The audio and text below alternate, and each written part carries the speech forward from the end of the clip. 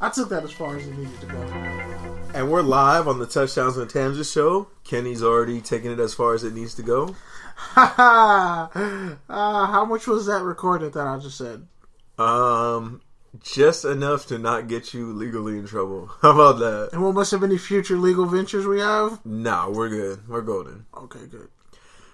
So welcome to the Touchdowns and Tangents podcast. I'm Pete D. Camarillo. I'm Kenneth Frank James Berry. And I'm happy to say we're on an open air mic, so we're coming up a little bit, making some progress, some strides. Yeah, it's pretty awesome.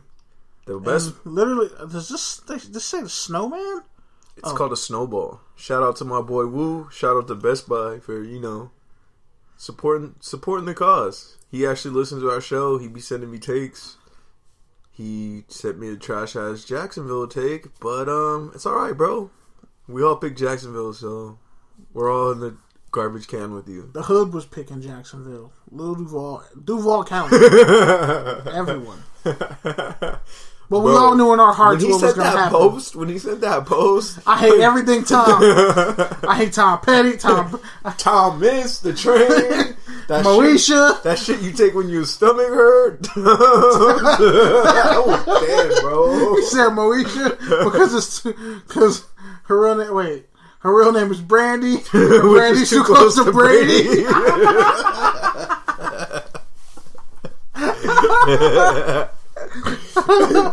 Almost snorted. Oh, wow. So, for those of you who've never listened to this podcast, you can expect a bunch of topical tangents, a few takes, mostly about football. We also touch on pop culture, social media, whatever other random stuff comes out. Pettiness, conversations you wanted to have at work, but you'll get notice to HR. But if you want to quit your job, just turn our podcast on. Banter where you're like, I don't know if I would trust this guy in my house anymore, but you're all good about it. Or it causes a huge civil war and conundrum at your job where even their legal department's like, can he say that? And then the other one's like, yeah, he kind of can. And then you get promoted.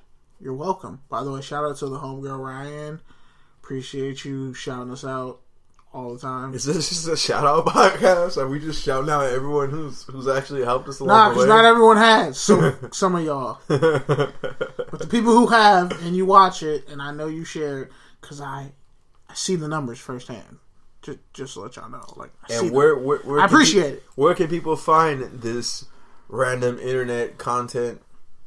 Since Pete can't announce words that have PR in it, even though he's in PR. Ooh, okay. You're welcome. Bars? Better than 2 Drake dishes back to back? You got some thunder for that one. How about that? I should get another one for that back to back Drake dish I just said. But anyway, we are on Spreaker.com. We are live on Spreaker. Spreaker. Spreaker with a P. And you can catch all of our, in case you missed it, content on Facebook, Twitter, Instagram, Google Play, iHeartRadio specifically. We're going to get Apple on Podcast Store, iTunes, yeah. And maybe Spotify. Every now and then you might catch a funny meme or take. So definitely worth the follow, definitely worth the share. Yeah, we're of the mindset if we post all the time on social media, follows one of the rules, the 48 laws of power. How can you miss us if we never go away? So, without that random, wormhole you just almost took us into. Speaking of holes and worms, let's jump into last week's games. So, when you look back at the 2018 NFL Championship round, what are you going to remember the most? That the Patriots are notorious cheaters. And it left a hole in my stomach. And I'd rather eat worms than watch them come back in the fourth quarter of a game with the assistance of the refs. It's just painful. The only thing for me that I don't understand is how is the worst defense in the NFL only good for one penalty?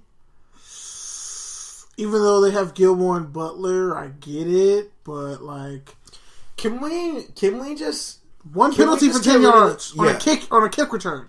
Can we just get rid of the spot foul? Because those 40-yard, like... Dude, like, bro, you do that in college. Those changed the game. That whole series at the end of the second half completely changed the game. Not only did New England score and kind of make a threat, but Jacksonville ultimately shot themselves in the foot further by leaving 55 seconds on the clock with 3 timeouts. And I know that's a tired-ass take, but Doug Marrone, you need to be thinking about that for probably the rest of your coaching career. The rest of your life. I know you got Blake Bortles, but come on. Because you might not ever get that close again, especially with Andrew Luck coming back, Mariota getting stronger, Houston figuring out their situation. Deshaun Watson. The only reason why Houston tanked this year is because Watson got hurt, and J.J. Watt was hurt too. That's the only reason why that wasn't a 3-way tie for first place. Because Deshaun Watson had 19 touchdowns in 7 games, better starts than most quarterbacks in their careers, and still led all rookies in touchdown passes. So, I think the biggest... I hate Alabama. There, I said it. Football. And a lot of their racism, because I'll talk about Marlon Humphrey in a minute. Go ahead. I think the biggest thing is we're just tired of this whole narrative. We're tired of the Patriots being fielded as the team with the underdog, the 6th round pick. Like, bruh, if you weren't a Patriots fan for Drew Bledsoe and Curtis Martin and Terry Glenn, I don't want to hear... R.I.P. God bless the dead. I don't want to hear about the failed Cleveland Browns coach. I want to hear about the 6th round pick that's Tom Brady. Like, y'all be replacing defensive players like they're cyborgs selected by a algorithm. So with good corners and safeties. Somehow. And good defensive linemen who play a role. That's how they win. Until they cash out and then they're trash. Or they retire. Except for Chris Long. Yeah. And Jabal Sheard. But he plays for the Colts, so it's not really fair. He's all their pass rush. But seriously though, every historical game I could think of where the Patriots won, they got the benefit of a controversial call. Go back and look. Even them blowing out the Colts. Deflated footballs. It's always a matter of they either get the call or they don't get the call. Whatever is convenient for them. And as much as I don't like... Man, I'm not one of those The Ravens got costed like 3 Super Bowls. Sorry. But let me just say this. I don't sit here in my room doing a podcast... writing articles 50 weeks a year to think sports is rigged. But let me just say, there are a lot of damn coincidences every time the Patriots win. So, if you want to say the NFL wanted Jacksonville, I think top 40 market over New England, a top 10 market, then you're kidding yourself. And let's be honest. And don't forget Minnesota and Philadelphia is the same factor. Minnesota's a much smaller market than Philadelphia. And let's be honest. I mean, even though Minnesota's in the Super Bowl, Case Keenum was trash. But Philly... We'll get to that trash city. But let's take Tom Brady and the Patriots for what they are. And the ownership. Great timing. Great timing and a little bit of white privilege. Because, some dude tried to come at me on Twitter after I jokingly said some stuff and only mentioned Pete and Andrew. Shout out to Andrew. And he had the audacity with his 36 Twitter followers, and he's a high school principal somewhere. And probably like Wachovia nowhere, because I don't even remember. It's like... Anyway, I'm just talking trash. I know, you're really just slandering a dude who's never going to listen to this podcast. Though. He literally probably can't even use his iPhone, and his wife is cheating on him with their next door neighbor, Larry. And his daughter probably loves black guys. There, I said it. Okay, now that I've totally offended principals in the middle of nowhere. Let's add them to the list of who's never going to listen to this podcast. Advertisers, if you're trying to hit the demographic of principals who live in nowhere, this is not the show to reach them. Especially if they live in town. Especially if they live in towns that are longer than the word Presbyterian. And you can't say that, bro. No, bro, think about it. If it's longer than the word Presbyterian, I don't want to be near that town. Some weird stuff happens there. Why is your town that long? Why are there that many words in your town's name? Why does it sound like a mixture of like 3 different languages and some demonic babble turned backwards? If you played it over like a track list. Anyway, the Patriots thing that pisses me off, and what a lot of NFL teams will say, you look at their offense, okay, Brady's great, but realistically, it's just a bunch of white slot receivers and usually 1 or 2 black guys, which is kind of how people in the social circles of Tom Brady, Robert Kraft, and Donald Trump kind of think. You have a couple black people around you, but everybody else is white. Don't forget the notoriously inclusive culture of Boston. Yes, I said that sarcastically. Sports town. Let's talk about Massachusetts in general. Man, but not even that. My biggest thing is, and I've probably said this every single year that the Patriots have been in the Super Bowl, is they're a boring team. Well, just to go off except the Randy Moss year. Just to go off the point of your white privilege, it's just a winning privilege. Like, you can't tell me a Super Bowl means the same to you, the Patriots fans, as it does to an Eagles fan who hasn't won anything since 1960. You can't tell me a Super Bowl means more to you than Jacksonville, who's only been to the AFC Championship game, twice? This is the second time? Yeah. It sucked for years.